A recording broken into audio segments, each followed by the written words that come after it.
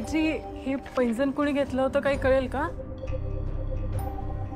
अरे हे पैंजण शत्रुघ्न निंबाळकर यांनी खरेदी केलं होतं। अच्छा, पण पैंजण तर 22 तारखेला खरेदी केले होते, मग तुम्ही 23 तारखेचं बिल का दिलं?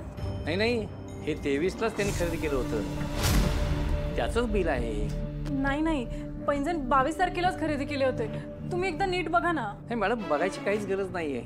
आणि हे 23ला जरी घेतलं असलं ना तरी सुद्धा शत्रुघ्न भैया 22ला पण आले होते आणि त्यांनी तेव्हा पण सेम असंच एक पैंजण खरेदी केलं होतं। आणि तुमच्याकडे जे हे बिल आहे ना, हे दुसऱ्यांदा पैंजण खरेदी केल्याचं आहे। काय? एकसारखी 2 पैंजण खरेदी केली? हो।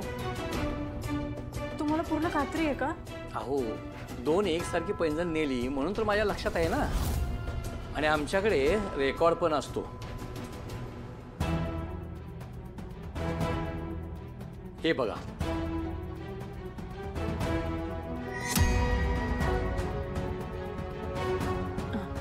बरं, थँक्यू।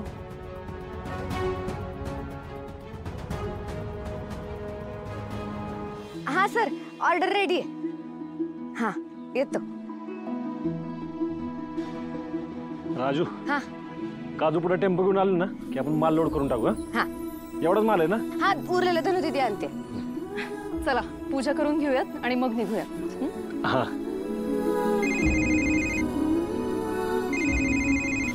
एक मिनिट। 16।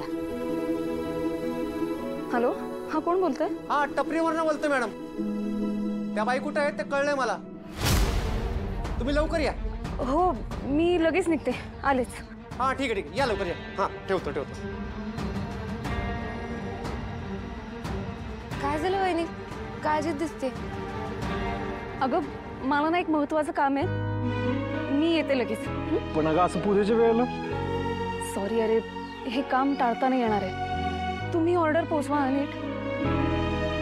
बरं ठीक आहे, चल मी तुला सोडून येतो। चल। अरे नाही, नको, तुझी आता इथे जास्त गरज आहे आणि मी जाईन ना, तू नको काळजी करूस। बरं ठीक। येते, नीट जा। हो,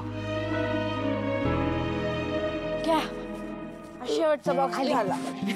सालपापडे पण आले। आले। काय झालं? दादा, गावातलं एक पण टेम्पो यायला तयार नाही। यायला तयार नाही म्हणजे? अरे म्हणजे दादा, ज्या टेम्पोवाल्याला आपण ही ऑर्डर घेऊन जायला सांगितली होती तो गायब झालाय, फोन पण उचला ना, आणि बाकी टेम्पोवाले त्यांच्या कामात बिझी आहेत। एक पण टेम्पो यायला तयार नाही म्हणजे असं कसं झालं? तू काळजी करू नको, मी आहे ना, मिळेल टेम्पो। चला चल चल चल। अहो, कोणाच्या वाढदिवसाला वगैरे जाताय का? मग गिफ्ट पण घेतलं असेल ना? नाही, एवढं आवरून जाताय म्हणून म्हटलं। बायको, घरात तू असताना आवरायला कारण लागतंय वय? बरं ऐका ना, तुम्ही तर मला पैंजण आणलं होतं ना, आपण त्या दुकानात जाऊयात का? नाही म्हणजे बरेच दिवस झाले मी विचार करत होते की धनुसाठी पण आपण सेम पैंजण घेऊयात, तर मग तुम्ही नेहमी तिथे जाता तर मग आपण तिथेच जाऊयात। नेहमी नाही, एकदाच गेलो होतो, त्याच्याकडे ना एकदम डम्मी डिझाईन आहे, तिथं नको जायला। आपण एक काम करू, दुसऱ्या एखाद्या मोठ्या दुकानात जाऊ। हा, डोंट वरी। बरं, तुम्ही काय बोलला नाहीत? कशाबद्दल? कामानिमित्त जाता ना बाहेर? कामं रोज असतात ग, ते मित्राकडे जायचं होतं त्याच्या साईटवर।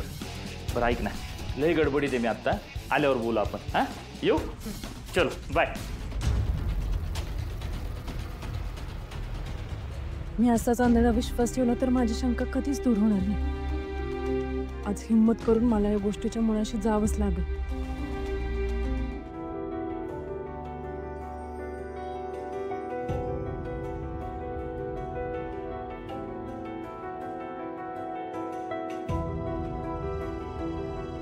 सर, तुम्ही नका काळजी करू, माल पोहोचेल वेळेत। मॅडम, वेळेत माल पोहोचवण्याबद्दल आपलं बोलणं झालं होतं, तरीही वेळ का लागतोय? आतापर्यंत तुमची ऑर्डर पोहोचायला हवी होती, आम्ही पुढे कमिटमेंट केलेली असते।